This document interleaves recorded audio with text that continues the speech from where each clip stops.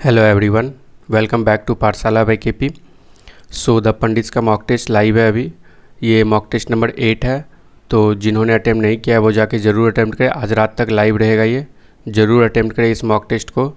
इस mock test का level बहुत अच्छा है, चाहे रीजनिंग और रीजनिंग मॉडरेट लेवल का बोल सकते हैं, इंग्लिश भी मॉडरेट लेवल का ही है, और मैथ्स इजी टू मॉडरेट बोल सकते हैं, और जीएस तो मॉडरेट टू टफ़ ही होगा।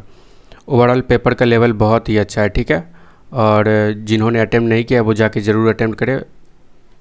इस मॉक टेस्ट का मैं मैथ्स का सॉल्यूशन लेके आया हूँ। मैथ्स में भी सारे क्वेश्चन नहीं लिया है मैंने, जो मुझे अच्छा लगा और लगा कि एग्ज़ाम में रिपीट हो सकता है वही सारे क्वेश्चन लिया है मैंने। बेस्ट क्वेश्चन है सारा, ठीक है। चलिए स्टार्ट करते हैं, पहले क्वेश्चन पे आते हैं। पहला क्वेश्चन है, कोड A B and C D of a circle are produced to a point P, ठीक है, outside the circle if AB equal to 18 cm, CD equal to 9 cm and PD equal to 15 cm, then PB is equal to। एक circle दे दिया गया हमें और बोला गया है दो कोड AB और CD को प्रोड्यूस किया गया और ये बाहर जाके पॉइंट P पे मिलते हैं, ठीक है। ये कोड AB है और ये CD है, ठीक है, और बाहर एक पॉइंट P पे मिल रहा है। AB का लेंथ दिया हुआ है 18 सेंटीमीटर, CD का लेंथ दिया हुआ है 9 सेंटीमीटर, PD का लेंथ दिया हुआ है 15 सेंटीमीटर, तो PB का लेंथ पूछा, इसका लेंथ पूछा गया है। मान लेते हैं ये x है, तो हमें क्या पता है, इतना दूर का लेंथ और इतना दूर का लेंथ का मल्टीप्लिकेशन इक्वल टू होता है इतना दूर का लेंथ, और इतना दूर का लेंथ का मल्टीप्लिकेशन क्या होता है, इक्वल होता है। यानी कि बोल सकते हैं PD into CP equal to PB into AP, ठीक है। अब देखो PD कितना दिया हुआ है, PD 15 दिया हुआ है, और CP कितना दिया हुआ है, CP कितना हो जाएगा 15 + 9 24 हो जाएगा, ठीक है। और यहाँ से हम लोग PB x मान है तो PB x हो जाएगा, और AP कितना हो जाएगा x + 18 हो जाएगा, ठीक है। अब देखो इस इक्वेशन को सॉल्व करने जाएंगे तो बहुत टाइम लग जाएगा। सिंपली हम इसको मल्टीप्लाई करें, इसमें 12 दिख रहा है हमें, ठीक है, 12, और इस यहाँ पे अगर 12 बना लें तो ये कितना बन जाएगा, 30 बन जाएगा, ठीक है। ये 30 बन जाएगा, 12 का 24 का 2 इसमें मल्टीप्लाई हो जाएगा, यानी कि 30 गुने 12 हो जाएगा। अगर हम यहाँ 12 रखें और यहाँ पे x की जगह 12 रखें तो 18 + 12 30 हो जाता है, और यहाँ पे 12 x की जगह तो 12 है ही, तो 12 गुना 30 हो गया। इसका मतलब हमसे PB का लेंथ पूछा गया, तो PB कितना हो जाएगा 12 सेंटीमीटर का हो जाएगा, ठीक है। इस ऐसे इक्वेशन को सॉल्व नहीं करते हैं, ऑप्शन से कर लेते हैं, ठीक है। चलो ऑप्शन नंबर डी होगा इसका आंसर। नेक्स्ट सवाल पे आते हैं। नेक्स्ट सवाल है, A started walking at 12 km/h after 5 hour, B started cycling from same point as that of A in the same direction at 30 km/h after how much distance from the starting point B will catch up with A, ठीक है। बोल रहा है एक ए जो है एक point से चलना स्टार्ट करता है 12 km/h की स्पीड से, और फिर जो है उसके 5 घंटा बाद सी उसी पॉइंट से चलना शुरू करता है सेम डायरेक्शन में 30 किलोमीटर के पर स्पीड 30 किलोमीटर/h के स्पीड से। तो पूछ रहा है बी ए को कितने देर में पकड़ेगा, ठीक है। चलो तो ए 5 घंटे में कितना चला होगा, तो डिस्टेंस निकाल दे। डिस्टेंस इक्वल टू क्या होता है, स्पीड इंटू टाइम, तो 12 गुना 5 हो जाएगा, यानी कि 60 किलोमीटर चल चुका है 5 घंटे में ए। अब 5 घंटे बाद जो है 5 घंटे बाद बी चलेगा, ठीक है। 5 घंटे बाद बी चलेगा उसी सेम पॉइंट से, कितने के स्पीड से, 30 के स्पीड से, 30 km/h के स्पीड से। और फिर पूछ रहा है कि बी कितने देर में ए को पकड़ लेगा। अब देखो यहाँ पे टाइम कांस्टेंट है, ठीक है। हमें क्या पता है, distance equal to speed into time, time constant है, यानी कि यहाँ से यहाँ तक ए चला, यहाँ लेते हैं ये 60 किलोमीटर है, यहाँ से ए चला, अभी ए यहाँ पे है और बी यहाँ पे है। अब जो है फिर मान लेते हैं ये दोनों आके यहाँ पे मिलेगा, यहाँ पे मिलेगा, बी ए को यहाँ पे पकड़ेगा, ए और बी यहाँ पे, मतलब ए को यहाँ पे पकड़ेगा बी। तो जितना देर ए यहाँ से यहाँ तक चला उतना ही देर तो बी भी यहाँ से यहाँ तक उतना ही देर तो चला होगा, उतना ही टाइम चला होगा, यानी कि टाइम क्या है, कांस्टेंट है। टाइम कांस्टेंट होगा तो distance is directly proportional to क्या होता है, स्पीड, या फिर speed is directly proportional to distance हो जाएगा, ठीक है। अब देखो स्पीड दिया हुआ है कितना दोनों का, 12 और 30 दिया हुआ है, तो इसका रेशियो क्या हो जाएगा, ये स्पीड का रेशियो, तो डिस्टेंस का रेशियो क्या हो जाएगा, इससे हम इसको कटा देंगे, सिंपलेस्ट फॉर्म में ले आएंगे तो 6 से कटाएंगे तो 2 6 दूनी 12, 6 पंचे 30, 2:5 आ जाएगा। ठीक है, अब इन दोनों के बीच का डिफरेंस कितना है, 3 का डिफरेंस। यही 3 यूनिट का डिफरेंस जो है वो 60 किलोमीटर के बराबर हो जाएगा। ठीक है, यही 3 यूनिट के बीच का जो वैल्यू है वो कितना हो जाएगा, 60 किलोमीटर, यानी कि 1 यूनिट का वैल्यू क्या हो जाएगा, 20 किलोमीटर।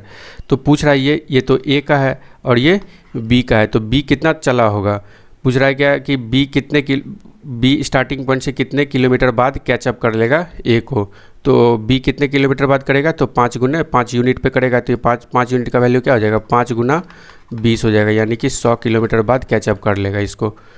ठीक है, नेक्स्ट सवाल पे आता है। नेक्स्ट सवाल है, if P plus Q equal to R दिया हुआ है। ठीक है, then what is the value of 5 into P square plus Q square plus R square by R square minus P Q. ठीक है, अब देखो यहाँ पे इक्वेशन 1 दिया हुआ है और वेरिएबल 3 है, तो हम लोग अपने मन से दो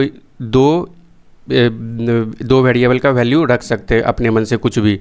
मान लेते हैं q इक्वल टू 1 है और p इक्वल टू 1 है, तो r इक्वल टू क्या हो जाएगा, 2 हो जाएगा। ठीक है, अब इसका वैल्यू पुट कर दो, आसानी से आंसर निकल जाएगा। 5 इंटू पी की जगह क्या रखेंगे, 1 का स्क्वायर 1 हो जाएगा, क्यू स्क्वायर क्यू की जगह 1 रखेंगे, 1 का स्क्वायर 1 हो जाएगा, और आर स्क्वायर आर कितना हो जाएगा, 2 का स्क्वायर कितना होगा, 4 बाय आर स्क्वायर, आर यानी कि 2, आर का स्क्वायर करेंगे तो 4 माइनस पी इंटू क्यू 1, यानी कि 5 इंटू 4 2 6/3 हो जाएगा, 3 दूना 6, 2 बार में कट जाएगा, तो ये 5 दूना 10 हो जाएगा इसका आंसर। ठीक है, ऑप्शन नंबर डी। नेक्स्ट सवाल पे। नेक्स्ट सवाल है, ये इतना दिया हुआ है, ये देख के ही पता चल रहा है कि ए क्यूब माइनस बी क्यूब के फॉर्म में है, A cube minus B cube के फॉर्म में है, देख के ही पता चल रहा है, और नीचे ए स्क्वायर प्लस बी स्क्वायर और प्लस ए बी दिया हुआ है। ठीक है, यानी कि ये क्या दिया हुआ है, A cube minus B cube का फॉर्मूला क्या होता है, A minus B A square plus B square plus A B. तो इसको इधर लाएंगे तो क्या हो जाएगा, A cube minus B cube by A square plus B square plus A B हो जाएगा, यानी कि ए माइनस बी। तो हमें सिंपली क्या निकालना है, ए माइनस बी निकालना है, लेकिन यहाँ पे जो है पीछे से सेम डिजिट के बाद पॉइंट नहीं है, तो हमको इसको बनाने के लिए क्या करेंगे, सबसे जो है जो पॉइंट हटा के बाहर ले लेते हैं सबका। तो इससे सबसे बाहर लेंगे पॉइंट, तो यहाँ पे क्या आएगा, 625/10 625/10 625/10, यानी कि 625 का क्यूब बटे क्या हो जाएगा, 1000 हो जाएगा। ठीक है, यानी कि ऊपर क्या कॉमन आ जाएगा, इसमें भी सबसे लेंगे तो बटे 1000 कॉमन आ जाएगा, ऊपर क्या आ जाएगा, 1000 1/1000 कॉमन आ जाएगा, और नीचे कितना कॉमन आ जाएगा, सबका पॉइंट हटाएंगे तो नीचे 100 आएगा, 100 और यहाँ भी 100 आएगा, दोनों 100 गुना 100 कितना हो जाएगा, 10,000 हो जाएगा, तो नीचे क्या हो जाएगा, 10,000 कॉमन आ जाएगा। ठीक है, नीचे 10,000 कॉमन आ जाएगा, तो ये ऊपर जाके 3 0 कैंसिल हो जाएगा, और ये ऊपर चला जाएगा तो 10 हो जाएगा ऊपर। ठीक है, ये ऊपर जाके 10 मल्टीप्लाई हो जाएगा। अब देखो, तो हम लोग पॉइंट हटा दिए हैं और a माइनस बी निकलना है, a की जगह क्या रखेंगे, 625 माइनस 365 रखेंगे। ठीक है, इंटू 10 हो जाएगा, यही हो जाएगा इसका वैल्यू। 5 माइनस 5 जाएगा 0, और 2 माइनस 12 माइनस 6 गया 6, और यहाँ पे बचेगा 5 माइनस 3 जाएगा 2 गुना 10, तो यानी कि 2600 हो जाएगा इसका answer, option number A. Next सवाल पे आते हैं। नेक्स्ट सवाल है, let O be the centre of a circle and A C B its diameter. ठीक है, एक सर्कल है और ओ उसका सेंटर है, और ए सी क्या है, डायमीटर है, ए सी एक डायमीटर है। बी डी इज ए कोड intersecting A C at E. B D एक कोड है जो ए सी को इंटरसेक्ट करता है, कहाँ पे, ई पे इंटरसेक्ट करता है। ठीक है, and angle B O C equal to 60 degree, angle B O C, ये पॉइंट वो है, एंगल बी ओ सी, ये एंगल बी ओ सी कितना दिया हुआ है, वो दिया हुआ है 60 डिग्री, और एंगल ए ओ डी दिया हुआ है, एंगल ए ओ डी कितना दिया हुआ है, 112 32 डिग्री, ठीक है। तो find the value of B E C का वैल्यू पूछ रहा है हमसे, ये वैल्यू पूछ रहा है। अब देखो उस दिन भी मैंने बताया था, इससे सेम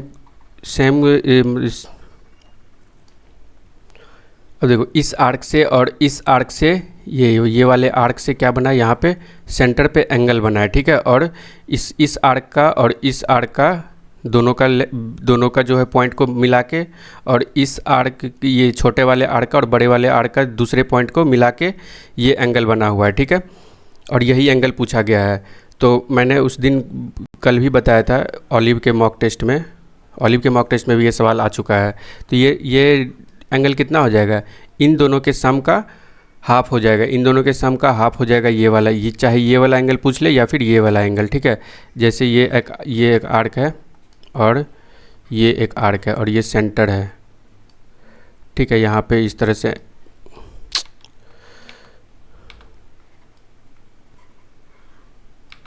ये एक पॉइंट है, ये एक पॉइंट मान लेते हैं, और एक ये पॉइंट है और ये पॉइंट है, ठीक है। यहाँ पे इस तरह से एंगल बनेगा और इस तरह से, सही से बन नहीं रहा है फिगर, ये मान लेते हैं इस तरह से सेंटर पे बना और ये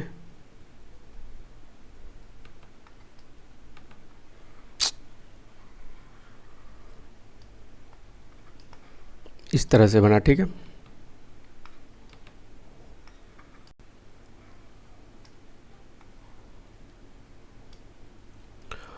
तो ये आर्क ये दोनों का जो इन दोनों पॉइंट से जो कोड बनेगा और इन दोनों पॉइंट से जो कोड बनेगा, ये क्या होगा, इनका और इनके ये दोनों सेंटर पे जो ये दो एंगल दिया हुआ रहेगा उसके सम का हाफ हो जाएगा ये और ये दोनों, ये तो वर्टिकली अपोजिट ही होगा, ठीक है। ये कॉन्सेप्ट ये ऑलिव बोर्ड में भी कल पूछा गया था और ये पंडित में भी पूछा गया। तो क्या हो जाएगा, ये angle B E C equal to कितना हो जाएगा, 132 डिग्री प्लस 60 डिग्री बाय 2 हो जाएगा, ठीक है। यानी कि 192 डिग्री बटे 2, 2 9 18, 2 6 12, तो 96 डिग्री हो जाएगा इसका आंसर, ठीक है। चलो नेक्स्ट सवाल पे आते हैं। नेक्स्ट सवाल है 35% can complete A work in 50 days. 35% किसी काम को 50 दिन में कर सकता है, तो टोटल वर्क कितना हो जाएगा, टोटल वर्क हो जाएगा 35 × 50। अब फिर बोला क्या गया है, they started working together but after x day 20% लेव द वर्क, ठीक है। यानी कि उन लोगों ने काम करना शुरू किया, 35% ने काम करना शुरू किया और एक्स डे काम किया, उसके बाद जो है 20% काम छोड़ के चला गया। अब फिर बोला क्या थर्ड स्टेटमेंट में, if the whole work was completed in 70 days, पूरा काम जो है 70 दिन में ख़त्म हो गया, तो पूछ रहा है क्या एक्स का वैल्यू। अब देखो पूरा काम ये हो गया और 35% जो है वो एक्स दिन काम किया प्लस, और उसके बाद जो है 20% काम को छोड़ के चला गया, तो कितना परसेंट बचा होगा, 35 - 20 करेंगे तो 15% बचा। और ये जो है ये लोग कितना काम किया होगा, टोटल काम 70 दिन में ख़त्म हुआ और 35% एक्स डे किया, तो बाकी बचे लोग कितने दिन काम किए होंगे, 70 - एक्स दिन काम किए होंगे, ठीक है। और यही टोटल वर्क के बराबर हो जाएगा। 35 25 होता है 25 25, 5 या 15, 1 16, 5 या 15 2 17, 175, ठीक है। यानी कि इतना हो गया टोटल वर्क, इसके बराबर हो जाएगा। तो 35x प्लस 15 सत्ते 105, यानी कि 1050 माइनस 15x बराबर 1750। इसको 35x माइनस 15x करेंगे तो 20x हो जाएगा, बराबर इधर ले जाएंगे 1750 माइनस करेंगे 1050 को तो 700 हो जाएगा। यानी कि x बराबर क्या हो जाएगा, 2 से 35 बार में कट जाएगा, तो x बराबर क्या हो जाएगा 35, ठीक है। x बराबर यानी कि जो है 15% जो है, यानी कि 20% जो है कब लेफ़्ट किया होगा, 35 दिन बाद लेफ़्ट किया होगा, ठीक है। ऑप्शन नंबर डी हो जाएगा इसका आंसर। नेक्स्ट सवाल पे था। नेक्स्ट सवाल है if 3 pipe XYZ takes 6 hour to fill an empty tank. 3 pipe XYZ जो है एक साथ एक टैंक को 6 घंटे में भर सकता है, ठीक है। All 3 pipe were open together for 2 hours. तीनों पाइप को 2 घंटे के लिए खोला गया। देन Z वाज क्लोज्ड, उसके बाद Z को बंद कर दिया गया। And X and Y filled remaining tank in 7 hour. X और वाई जो है रिमेनिंग टैंक को कितने घंटे में भर दिया, 7 घंटे में भर दिया। How many hour would Z alone take to fill the empty tank. ठीक है, इजी सवाल है। तो पूछ रहा है क्या है कि जेड अकेला इस टंकी को कितने देर में भर देगा। देखो X plus Y plus Z जो है एक टैंक को 6 घंटे में भर सकता है। हम मान लेते हैं टंकी का कैपेसिटी क्या है, टंकी का कैपेसिटी हम 18 मान लेते हैं। 6 का कोई भी मल्टीपल मान लो टंकी का कैपेसिटी, तो इसका जो एफिशिएंसी हो जाएगा इन दोनों का क्या होगा, 6×3 हो जाएगा। ठीक है, 3 एफिशिएंसी हो जाएगा। अब बोला क्या गया है, तीनों टैंक को 2 घंटा, तीनों पाइप को 2 घंटे तक खोला गया, यानी कि तीनों पाइप मिलके 2 घंटे में कितना भरा होगा, 3 × 2, 3 × 2 कितना हो जाएगा, 6 भर दिया, 6 यूनिट भर दिया। बचेगा कितना, इसमें माइनस कर देंगे तो 12 यूनिट बचा हुआ है। अब इस 12 यूनिट को एक्स और वाई मिलके कितने देर में भर देता है, 7 आवर में भर देता है। ठीक है, इस 12 यूनिट को एक्स और वाई मिलके 7 आवर में भर देता है, 7 आवर में भर देता है। ठीक है, तो 1 आवर में कितना भरेगा, तो वो क्या निकल जाएगा, 1 आवर का निकाल लेंगे तो वो एफिशिएंसी निकल जाएगा एक्स और वाई का। ठीक है, तो 1 आवर में कितना भरेगा, 12/7 भरेगा, यानी कि एक्स और वाई का एफिशिएंसी कितना निकल गया, एक्स प्लस वाई का एफिशिएंसी कितना निकल गया, 12/7 निकल गया। तो यहाँ से जेड का एफिशिएंसी क्या हो जाएगा, 3 माइनस 12/7 हो जाएगा जेड का एफिशिएंसी। 7 या 21 माइनस 12 9/7, तो जेड का एफिशिएंसी कितना निकल गया, 9/7 निकल गया। अब हमसे पूछा गया है कि जेड कितने देर में अकेले भरेगा इस टंकी को।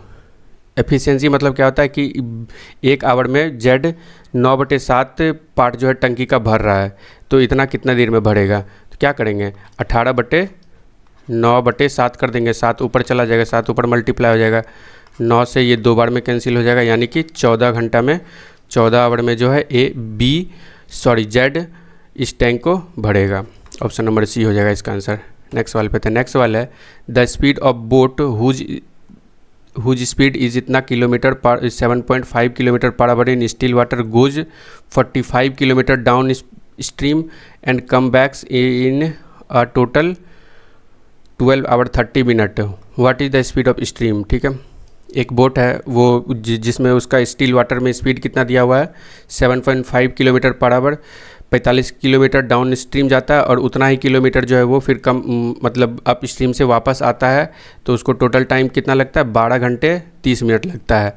तो पूछ रहा है स्पीड स्ट्रीम का स्पीड कितना होगा। अब डाउन स्ट्रीम जाता है तो down stream plus up stream में टाइम कितना दिया हुआ है, 12 घंटे 30 मिनट दिया हुआ है। ठीक है, डाउन स्ट्रीम में 45 किलोमीटर जाता है और इसका स्पीड क्या हो जाएगा, स्पीड स्टिल वाटर में जितना है प्लस डाउन वाटर में स्पीड ऑफ स्ट्रीम ऐड होता है। ठीक है, तो 45 बटे फिर क्या हो जाएगा 7.5 माइनस अप स्ट्रीम में कितना हो जाएगा, जो स्पीड ऑफ स्ट्रीम होता है वो speed of boat in still water minus speed of stream हो जाता है। ठीक है, तो ये टोटल इतना टाइम लिया है। अब इसको फ्रैक्शन में बदल लेते हैं, ये 30 मिनट को फ्रैक्शन में बदलेंगे तो कितना हो जाएगा, 12.1/2, यानी कि 12 दूना 24 1 25। इसको क्या लिख सकते हैं, 25/2 लिख सकते हैं। ठीक है, अब देखो यहाँ से अब इसको इस इक्वेशन को अगर सॉल्व करने जाए तो बहुत टाइम लग जाएगा। हम क्या कर सकते हैं इससे, देखो ऊपर 5 कट रहा है, 5 5 5 नमा। ठीक है, इधर 5 ऐसा वैल्यू एक्स पे पुट करेंगे कि इन दोनों को जोड़ने के बाद जो है 5/2 आ जाए। ठीक है, 5/2 आ जाए तो क्या रख सकते हैं हम लोग। अब देखो 1.5 रखते हैं, यहाँ पे 9 बन रहा है, 9 9 से कट जाएगा। अगर यहाँ पे 1.5 रख लें तो 9/9 हो जाएगा, फिर प्लस 7.5 माइनस 1.5 कितना हो जाएगा, 6 हो जाएगा। ठीक है, ये तो 1 ही हो जाएगा और ये कितना हो जाएगा, 3 से 3 बार में कैंसिल होगा, 3 से 2 बार में, यानी कि 1 + 3/2, 2 LCM आ जाएगा तो 2 + 3 5/2 आ गए। तो ये x का 1.5 किलोमीटर पर आवर जो है वो सेटिस्फाई कर गया इस पर। तो यानी कि स्पीड ऑफ स्ट्रीम क्या हो जाएगा, 1.5 किलोमीटर पर आवर। एग्ज़ाम में भी ऐसे ही करते हैं इसको, इस टाइप के सवाल को। ये नहीं कि इक्वेशन बना के पूरा सॉल्व करने लगे, पूरा टाइम इसी में बीत जाएगा। फिर नेक्स्ट सवाल पे आते हैं। नेक्स्ट सवाल है AQ + BQ = इतना दिया हुआ है, A + B इतना दिया हुआ है, तो पूछा गया है क्या, half of A plus B का होल स्क्वायर माइनस 3ab, ठीक है। हाफ पूछा गया है, बहुत लोग इसमें इसका वैल्यू निकाल के 38 आंसर मार्क करके आगे बढ़ गए होंगे, लेकिन यहाँ पे हाफ पूछा गया, इसका हाफ पूछा गया है, ठीक है, इसका हाफ पूछा गया है। तो ये क्या हो जाएगा, ये इसको अगर सॉल्व करें तो A square plus B square plus 2ab minus 3ab हो जाएगा, ठीक है। और ये कैंसिल होके कितना हो जाएगा, कैंसिल होके यानी कि 2ab माइनस 3ab करेंगे तो माइनस का ab हो जाएगा, यहाँ पे माइनस का ab, यानी कि इसका वैल्यू क्या होगा, A square plus B square minus ab। अब A cube plus B cube दिया हुआ है, उसमें से a प्लस बी दिया हुआ है, तो इसका वैल्यू क्या हो जाएगा, 684/18 हो जाएगा। 18 तिया 54 बचेगा, 14 18 8 44, तो 38 हो गया। इसका वैल्यू क्या हो गया, 38 हो गया। लेकिन हमको इसका हाफ निकालना है, हाफ, इसका हाफ कितना हो जाएगा, 38 का हाफ हो जाएगा 19, ठीक है। तो ऑप्शन नंबर डी हो जाएगा इसका आंसर। नेक्स्ट सवाल पे आते हैं। नेक्स्ट सवाल है, Shrikar invest ₹26,000 for 7 year in a certain scheme with 10% interest per annum compounded half yearly, ठीक है। श्रीकर जो है 26,000 को इन्वेस्ट किया है 7 साल के लिए 10% इंटरेस्ट के साथ, पर एनम के साथ, लेकिन कंपाउंडेड क्या हो रहा है, हाफ ईयरली हो रहा है, यानी कि कंपाउंडेड हाफ ईयरली हो रहा है। तो टाइम क्या हो जाएगा, टाइम पीरियड कितना हो जाएगा, 7 दूना 14 हो जाएगा, और रेट क्या हो जाएगा इसका हाफ 5%, ठीक है। तो अमाउंट क्या हो जाएगा यहाँ से 26,000 गुना 1 + 5/100 into 10 to the power into power कितना हो जाएगा 14 आ जाएगा, ठीक है। 26,000 गुना 1 + 5/100 टू द पावर 14 आ जाएगा, ठीक है। अब फिर क्या बोला गया दूसरा स्टेटमेंट में, श्रीकांत कोई दूसरा बंदा है जो इन्वेस्ट करता है ₹T in the same scheme for 10 year, इसी स्कीम में, यानी कि 10% के रेट से इन्वेस्ट करता है कंपाउंडेड हाफ ईयरली। तो यहाँ पे क्या हो जाएगा, और फिर क्या बोला गया, and then reinvest the entire amount received at the end of 6 year for 1 year at 30% simple interest, ठीक है। If the amount received by both at the end of 7 year are same, find the value of T. देखो पहले तो Shrikar invest किया 26,000 invest किया, तो उसका amount ये हो जाएगा 7 साल बाद।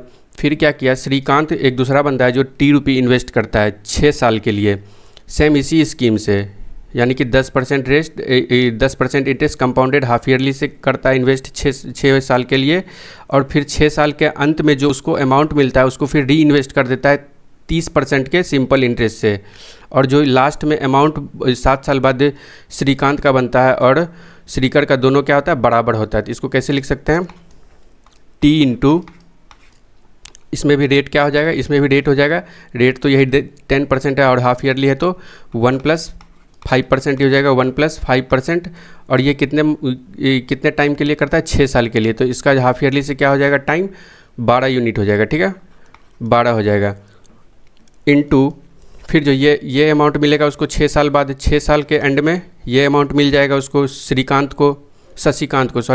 को 6 साल बाद इतना अमाउंट मिलेगा। फिर इसी अमाउंट को जो है 30% के सिंपल इंटरेस्ट से इन्वेस्ट करते हैं, 30% यानी कि 30% यानी कि अमाउंट कितना हो जाएगा उसका 130 हो जाएगा, ठीक है, 1 साल बाद 130/100, तो 1.3 आ जाएगा इसका, ठीक है। तो 1.3 हो जाएगा ये अमाउंट 1 साल बाद, मतलब 7वां साल में जो है ये 1.3 इस टोटल के 6 साल बाद के अमाउंट का 1.3 टाइम्स हो जाएगा, ठीक है। अब देखो ये इससे तो कैंसिल ही हो जाएगा कितने बार में, यहाँ पूरा कैंसिल नहीं होगा, ये पावर 12 पावर होगा तो ये 2 बच जाएगा यहाँ पे, ठीक है। और ये पॉइंट यहाँ आएगा और 13 दूनी 26 2000, और ये 10 जो है इधर जाके मल्टीप्लाई हो जाएगा, यानी कि 20,000 हो गया। अब जो हम टी का यहाँ पे इधर टी बचा है, अब टी का वैल्यू निकाल लेते हैं। तो 20,000 गुना 105/10, 105/200 का 105/100 कटाएंगे तो क्या हो जाएगा 21/20 हो जाएगा, ठीक है। 21/20 का स्क्वायर यानी कि 21/20 गुना 21/20, 2 0 कैंसिल हो जाएगा ऊपर से, और ये 4 2 दूना 4 4 पंचे 20, ठीक है, 50 बार में कटेगा ये, ठीक है। तो 21 गुना 21 कितना होता है 441 गुना 50, तो 5 5 चौके 20, 5 चौके 20 दो 22, 20 दो 22, तो 22,050 हो जाएगा इसका आंसर। ठीक है, तो टी का वैल्यू क्या आ जाएगा यहाँ से, टी का वैल्यू आ जाएगा यहाँ से 22,050। तो क्या किया मैंने इसमें, श्रीकर जो है वो 26,000 अमाउंट को 7 साल के लिए इन्वेस्ट करता है 10% कंपाउंडेड हाफ ईयरली के साथ। फिर शशिकांत जो है टी अमाउंट इन्वेस्ट करता है सेम स्कीम में 6 साल के लिए, 6 साल के लिए करता है, यानी कि उसका टाइम पीरियड क्या हो जाएगा, दोगुना हो जाएगा 12 साल, और रेट जो इसी रेट के साथ करता है तो रेट हाफ हो जाएगा। तो अमाउंट क्या हो जाएगा 6 साल बाद उसका टी इंटू 1 + 5/100⁻12 हो जाएगा।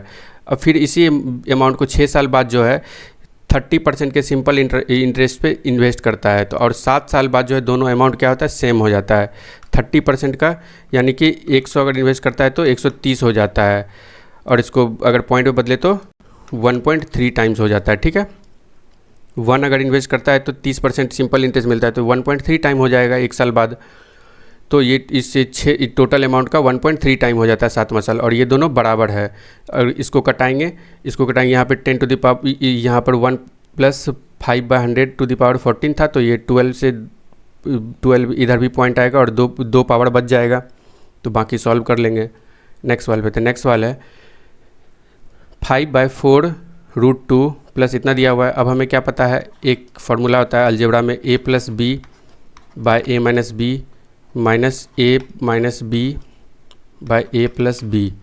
तो इसका वैल्यू क्या होता है 4ab/a² - b² होता है। अगर बीच में प्लस रहे, अगर बीच में प्लस रहता है a - b, a + b, a - b plus a - b, a + b, तो इसका हो जाता है 2 × a + b, a² - b² होता है। ठीक है, अब देखो इसी का यूज़ करके हम लोग करेंगे, ये बीच में माइनस है यहाँ पे, तो 5/4√2, √2 को ऊपर ले लेंगे, 5√2/8 हो जाएगा, और यहाँ पे कितना बन जाएगा, ये बन जाएगा 4 × ab, यानी कि 3 × 2√2/ नीचे a² - b², a² 3 × 9, 9 - 2 दूनी 4 दूनी 8, 9 - 8, ये कितना हो जाएगा, नीचे 1 हो जाएगा। ठीक है, नीचे 1 हो जाएगा, यानी कि 5√2/8 + 4 × 12 दूना 24√2 हो जाएगा।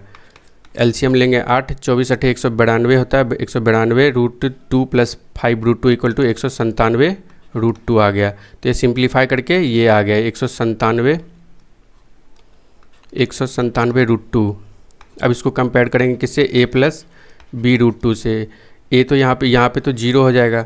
ठीक है, और रूट के साथ क्या है, यहाँ पे b√2 है, यहाँ पे क्या है 197√8 है, 197√8। तो b का वैल्यू क्या आ जाएगा 197√8, और a का वैल्यू क्या आ गया 0 आ गया। अब इस पे वैल्यू पुट कर देते हैं, a तो 0 है तो ये 0 हो जाएगा, और 4b निकाल लेते हैं, 4b कितना हो जाएगा 197/8 × 4, 4 दूनी 8, तो ये 2 × 9 = 18, 2 × 8 = 16, 98.1/2 हो जाएगा। ठीक है, नेक्स्ट वाल पे थे, नेक्स्ट वाल है the ratio of monthly income of A and be in 2000 में ए और बी का, 2002 में ए और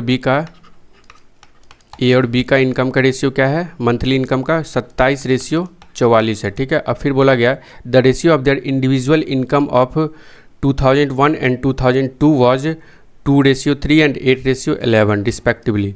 बोला क्या गया है कि उनका जो इंडिविजुअल इनकम है 2001 और 2002 का, ए और बी का, ए का कितना है 2:3 है, और बी का कितना है 8:11 है। और फिर बोला गया कि if their total yearly income in 2001 is इतना, तो then monthly income of A in 2002 पूछ रहा है। ठीक है, अब देखो बी का 2002 में मंथली इनकम क्या है, ये इतना है, और ये इस केस में कितना है 11 है 2002 में। तो इसको बराबर कर लेते हैं, 4 से मल्टीप्लाई करेंगे इसमें, तो यहाँ भी 4 से मल्टीप्लाई होगा। और ए का 2002 में कितना है 27 है, तो इसमें कितना मल्टीप्लाई करना पड़ेगा 9 मल्टीप्लाई करना पड़ेगा, यहाँ भी 9 मल्टीप्लाई करना पड़ेगा। अब फिर क्या बोला गया, if the total income in 2001 में जो टोटल इनकम कितना है इतना है। ठीक है, 2,52,500 है। 2001 में 2001 में दोनों का इनकम कितना हो जाएगा, कितना यूनिट हो जाएगा, ये 18 हो गया और ये 32, यानी कि 50 यूनिट का वैल्यू कितना दिया हुआ है, 2,52,500 दिया हुआ है। तो हमसे पूछा क्या गया है कि then the monthly income of A in 2002 में ए का मंथली इनकम क्या है, तो 27 यूनिट है, 27 यूनिट का वैल्यू निकाल देंगे। ठीक है, यहाँ से एक यूनिट का वैल्यू क्या हो जाएगा, 2,52,500 बटे 50 और 27 यूनिट का वैल्यू फिर निकालेंगे तो कितना हो जाएगा, 27 मल्टीप्लाई हो जाएगा इसमें, ये 5 से कट जाएगा, 5 बचे 25, 0 5 बचे 25। ठीक है 27 पंचे 135, 3 बचेगा 1, 27 पंचे 135 और 136 और 0 1 आज चिपका देंगे इसमें, तो 1,36,350 हो जाएगा इसका आंसर। ठीक है, ए का जो है मंथली इनकम 2002 में कितना होएगा, 1,36,350। नेक्स्ट सवाल पे, नेक्स्ट सवाल है, due to inflation the price of potato increased by 36%, how much tomato, यहाँ पे पोटैटो दिया है, यहाँ पे टोमेटो दिया है, ये सब थोड़ा एरर रहता है इसमें। ठीक है, how much tomato can be bought now with money which was sufficient to buy 51 kg of tomatoes previously, यहाँ टोमेटो होगा। ठीक है, यहाँ पे टोमेटो कर लेना। अब इन्फ्लेशन की वजह से जो है टोमेटो का प्राइस कितना बढ़ गया, 36% बढ़ गया, यानी कि 100 से 136 हो गया, जिस वजह से पहले वो 51 kg खरीद रहा था, तो अभी कितना प्राइस जो है सेम प्राइस में, पहले जो है मान लेते हैं 51 kg खरीद रहा था, तो सेम प्राइस में अभी कितना खरीदेगा यही पूछा गया है। अब हमें क्या पता है, price into consumption equal to क्या होता है, एक्सपेंडिचर होता है। क्या होता है, एक्सपेंडिचर होता है। यहाँ पे एक्सपेंडिचर क्या है, एक्सपेंडिचर कांस्टेंट है, एक्सपेंडिचर कांस्टेंट है, तो यहाँ कांस्टेंट है तो प्राइस जो है वो क्या हो जाएगा, इन्वर्सली हो जाएगा, इन्वर्सली प्रोपोर्शन हो जाएगा कंजम्पशन का। ठीक है, यानी कि ये अगर प्राइस है तो कंजम्पशन क्या हो जाएगा, इसको कटाएंगे 4 से, कितने बार में जाएगा ये, 4 एकम 4 तिया 12, 4 चौके 16 और ये 4 से 25 बार में, यानी कि पहले इतना खरीदता था, पहले इतना 34 यूनिट खरीदता था, यानी कि 51 kg खरीदता, 34 यूनिट का वैल्यू कितना हो जाएगा, 51 यूनिट। तो अभी कितना खरीद रहा है, 25 यूनिट खरीद रहा है, तो 25 यूनिट का वैल्यू निकाल दो। 34 के बराबर कितना दिया हुआ है, 51 दिया, 34 यूनिट के बराबर 51 kg दिया है, तो 25 यूनिट का वैल्यू निकालना है। 1 यूनिट का वैल्यू क्या हो जाएगा, 34 बटे 51 बटे 34 हो जाएगा। 1 यूनिट का वैल्यू 51 बटे 34, यानी कि 17 दूनी 17 तिया 51, 17 दूनी 34, 3/2 हो जाएगा 1 यूनिट का। तो 25 यूनिट का वैल्यू निकाल दो, 25 गुना 3/2, 25 तिया 75/2, यानी कि 37.5 kg अभी खरीदेगा। ठीक है, 37.5 kg। इतना ही सवाल मुझे अच्छा लगा इस मॉक में, बाकी इजी ही था सारा सवाल। अब हम लोग रीजनिंग के कुछ क्वेश्चन कर लेते हैं। रीजनिंग का एक नंबर सीरीज है बेसिकली सारा, और एक बॉक्स वाला है। ये एक नंबर सीरीज है, 8, 6, 9, 23 और 87, उसके बाद ब्लैंक है। इसको क्या कर सकते हैं इसमें, देखो इसमें क्या कर सकते हैं, 8 एकम 8 माइनस 2 इक्वल टू 6, फिर 6 दूना 12 माइनस 3 इक्वल टू 9 हो जाएगा, फिर 9 तिया 27 माइनस 4 बराबर कितना हो जाएगा, 23 हो जाएगा, और फिर 23 चौके 92 होता है, 92 माइनस 5 करेंगे तो 87, और फिर क्या करेंगे 87 गुने 5 माइनस 6, 7 पचे 35, और 35 यहाँ से 5 आ जाएगा यूनिट डिजिट, यानी कि 15, 15 माइनस 6 गया 9, यूनिट डिजिट 9 आ जाएगा, तो 429 हो जाएगा इसका आंसर।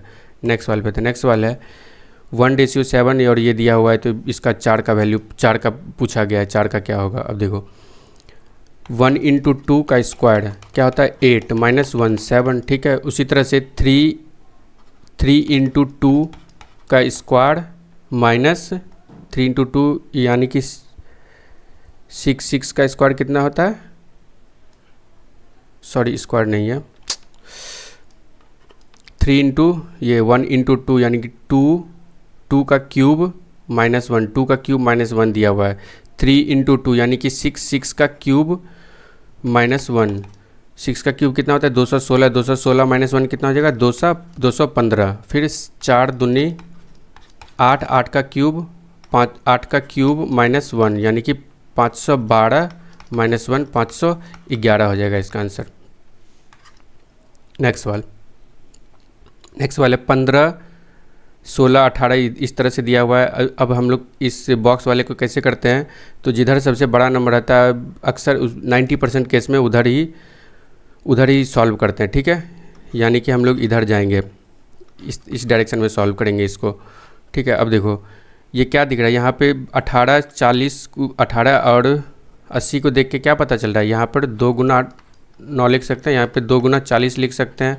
9, 40 और 41 का यहाँ पे हमको 9, 40 और 41 का क्या दिख रहा है, यहाँ पे ट्रिपलेट दिख रहा है। 9, 40 और 41 का यहाँ पे ट्रिपलेट दिख रहा है, यानी कि 41 दूना 82 हो सकता है यहाँ पे, ठीक है।